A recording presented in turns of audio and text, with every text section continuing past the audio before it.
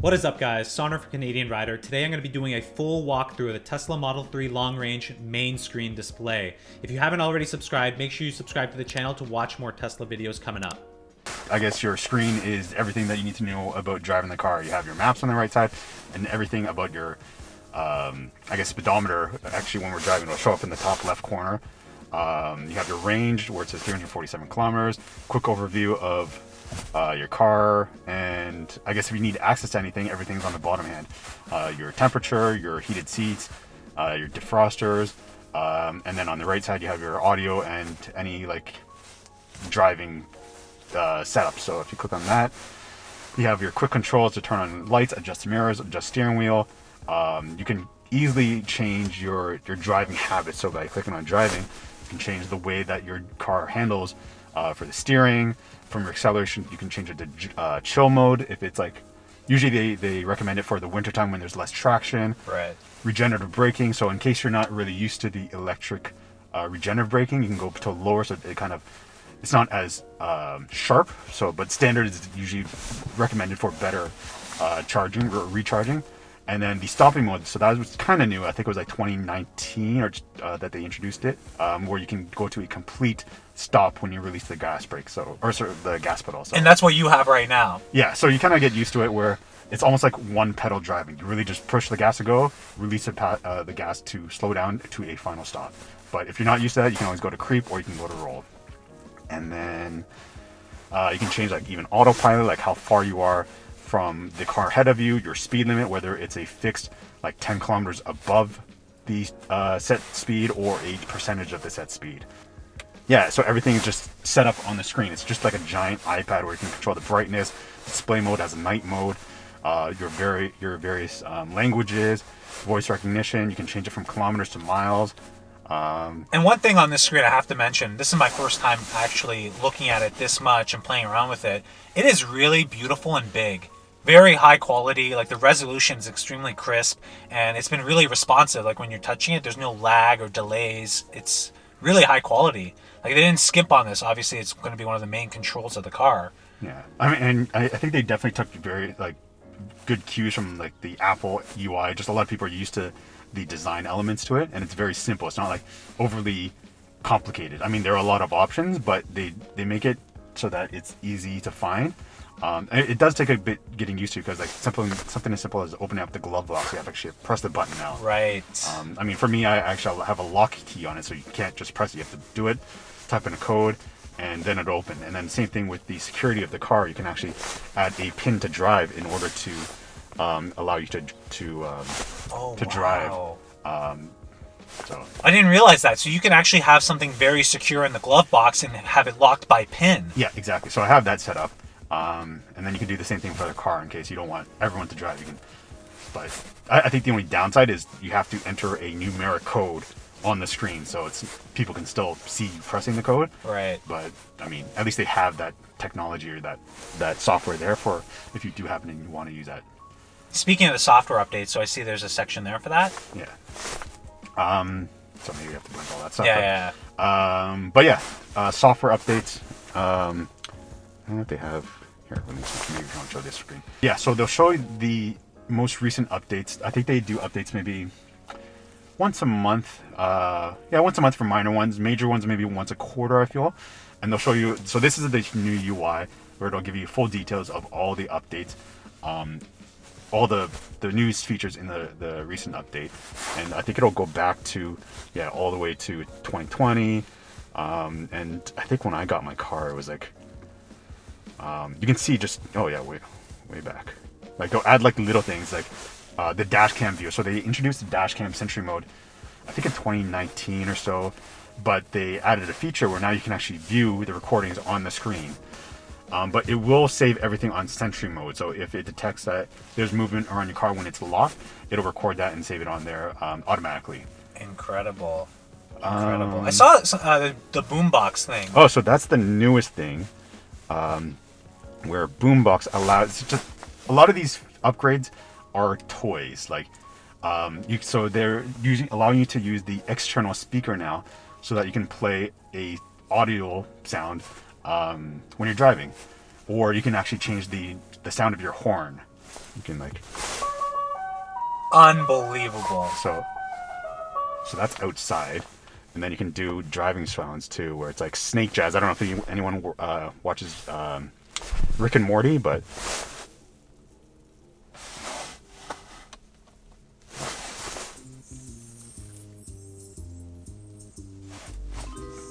so that's on the external speaker, so you probably hear it outside. But you can do like oops, maybe where's mine?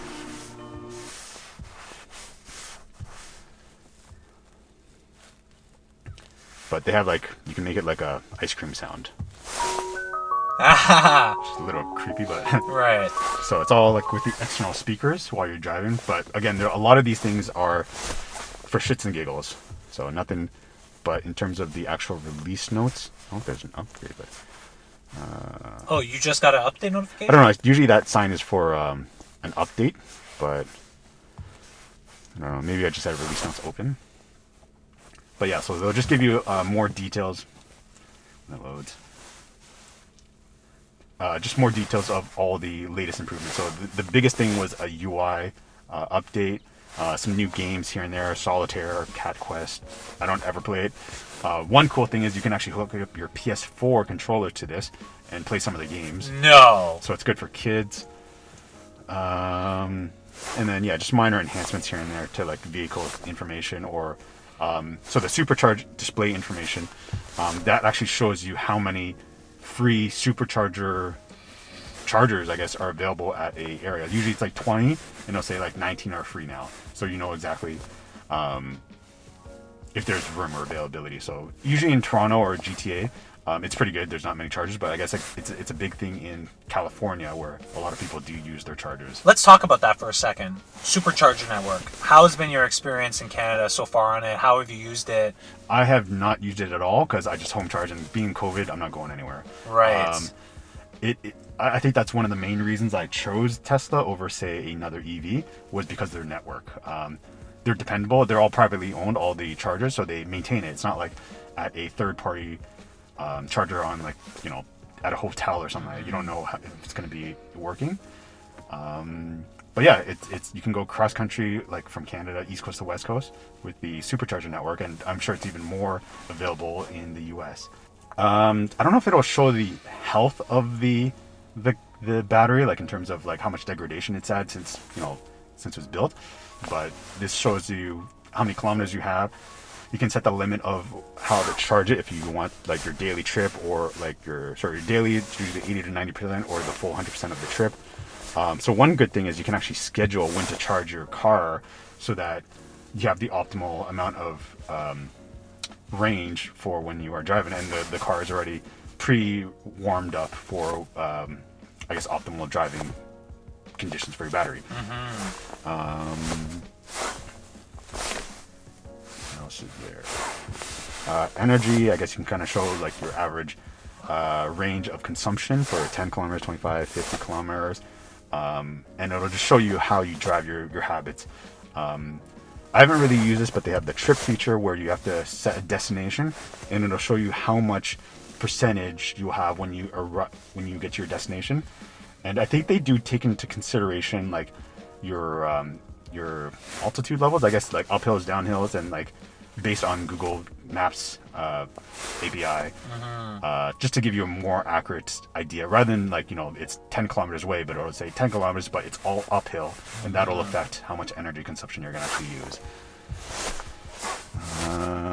What else? Onboard cameras for your rear camera. So they use all this camera visualization for its AI for learning, but you can also use it for just your driving when you're backing up or seeing anything. So does that come up automatically when you're backing up, that camera? Okay. So the backup cameras, and then also when you do the Sentry mode and it records everything, it records every single camera that you have on your car, and then you can do it. So actually we can show you the Sentry mode.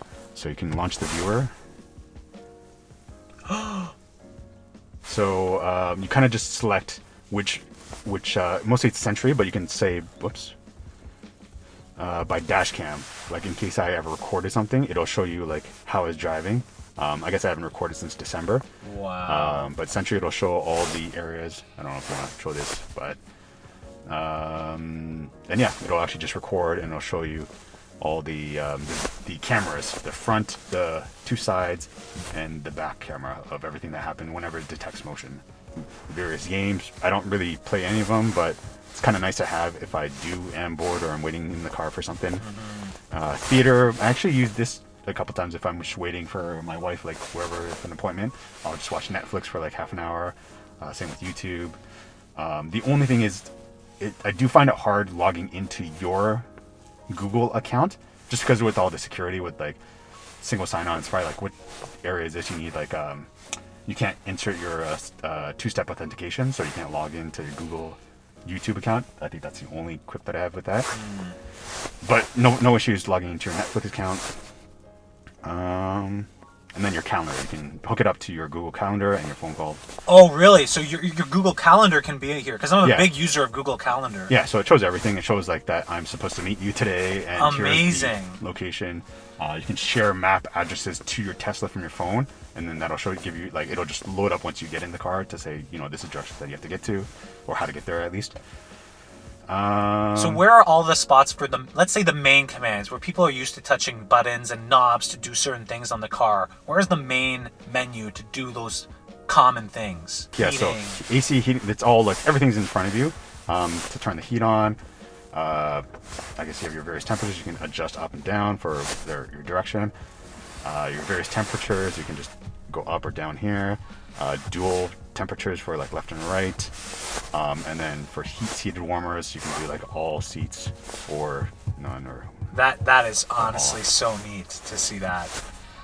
and then yeah, the great thing is like everything's controllable through your app. You can actually do this on your app when you're not even in the car. Like if I'm on the train and I'm just about to get home, I can kind of pre-warm or get the car comfortable so that it's ready when I'm about to leave.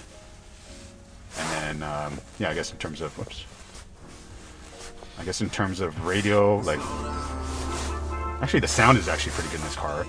But yeah, you can have the full menu size on like what radio stations you want to listen to, your phone. Streaming, I believe it's using Slacker radio. And it's actually pretty good. I don't mind. Oh, there's a car behind us. Oh, is there? Oh, no, he's turning. Okay. Turn it up. I want to hear this audio system.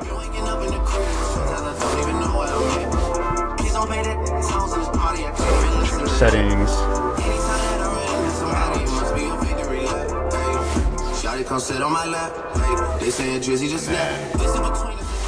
You got your built-in Spotify, as long as you have a premium Spotify account. And then you have karaoke for, you know, kids if they want to sing in the car. And I think TuneIn is an American thing. I don't know if Canadians use TuneIn. But yeah, pretty good. I mean, sometimes it does take a little bit to kind of sync up or have the internet connection so you can use the streaming, but when it does work, it's pretty good.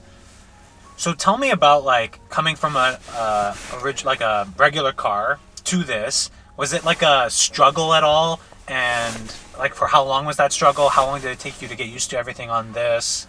I mean, as long as you're curious and you're able to explore the thing, it's just like discovering a new phone. You'll play around with it for a couple hours, and then after that, you're pretty comfortable. I can see maybe some people who aren't so tech savvy, maybe it takes a while to get used to, but honestly, it's like, yeah, just getting a new iPhone or the new iPhone update on the new UX. You just kind of get used to it. They'll make minor tweaks so it's not too drastic, but coming from a gasoline car with all the knobs and everything, you just get used to it. It's like, I know a lot of people complain about, oh, I don't like this because it's out of reach, but how often do you adjust it when you're actually driving? You maybe do it the very first time. And I know they have the ability to do like voice control, where you like turn the heat on to 28 degrees. And it does it, but I've never used voice control before. You can say use it for calling people, like text this person, but you shouldn't be texting people. Oh when you're shit! driving. So how do you start that voice control? So you just press this button in. And where is the nearest McDonald's?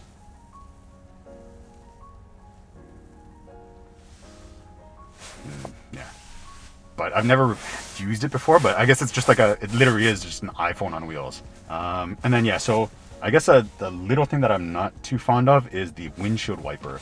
I mean, you have the ability to use your windshield wiper on your left dial, which is kind of different because you usually see the right dial. But I guess you have to use it either through your screen to changing your speed and everything. So it's not like a little knob or dial that you can just say fast or slow or anything. So not the biggest thing, but that's one thing that you still have to get used to. I mean, they have the auto wipers, but I find that's a little aggressive sometimes. If you go into the car setting on the far left,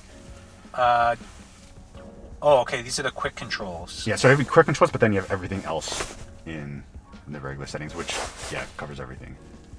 And, okay, adjustments for the steering wheel. What steering wheel adjustments? So just up, down, like the distance to, I guess, the driver, whether you want to, like, higher or lower, in and out, I guess that's how they describe it. I know Tesla's visions, they want to make, like, a robo-taxi out of this. Does it affect the driving experience? I mean, you don't get the fancy, sports dial, or not sports, a dashboard of, like, cars, like, showing your speedometer and everything. Whether you're losing that experience or not, I mean, oh, cool, there's a Blue Jay, sorry, random. Whether you're losing that experience, I don't think it's the end of the world. It's a little bit of an adjustment, but this, again, isn't a sports car. It's your family car that you kind of drive around, and, yeah, I mean, like, I'm happy with it. You get used to it, and, yeah. If you found this video helpful, please give it a like and make sure you subscribe to the channel. Over 25,000 subscribers. If you want to watch more Tesla videos, make sure you subscribe. More on that is coming, and I will see you guys in the next video.